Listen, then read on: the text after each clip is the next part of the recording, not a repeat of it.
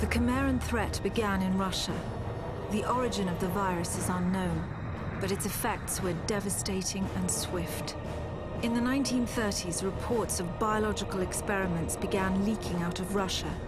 Then reports of villages destroyed overnight. Then entire cities. We feared the Russians had developed a weapon of unparalleled power. The truth was far worse. The Chimeras stayed sealed within Russia for over a decade. Then, in 1949, they launched an attack that overwhelmed all of Europe in a matter of weeks. For several months, we thought England was safe. But in October of 1950, the Chimera burrowed under the Channel. We had prepared for them, but in 3 months' time, the war was lost. We abandoned the cities to the Chimera and retreated to scattered military bases and outposts. The Chimera had won. On July the 11th, 1951, the Americans launched an assault on the eastern coast of England. On the second wave of that assault was a sergeant named Nathan Hale. The actions of that soldier have become a matter of both scrutiny and myth. What follows are the known events of his life, from July 11th to July the 14th, the day he was last seen.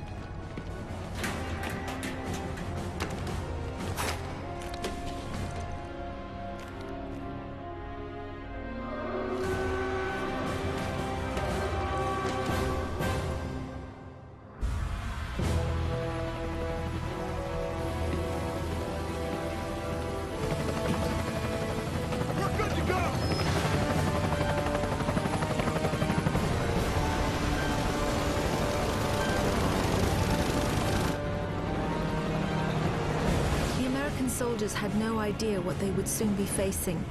The US government had sealed its borders in 1950. Radio waves and newspapers became state property. Only the highest levels of their government knew the truth. The operation was an exchange. The Americans were bringing supplies and tanks into York. We were giving them our one secret weapon, something we could offer that they couldn't build themselves. I was the commander of the convoy team that was to meet the US soldiers. We were ambushed in Manchester on the way to the rendezvous. There was no way to warn the Americans. They were on their own in York, fighting an enemy they knew nothing about. We never learnt exactly what happened there. All we know is that Nathan Hale was the sole survivor.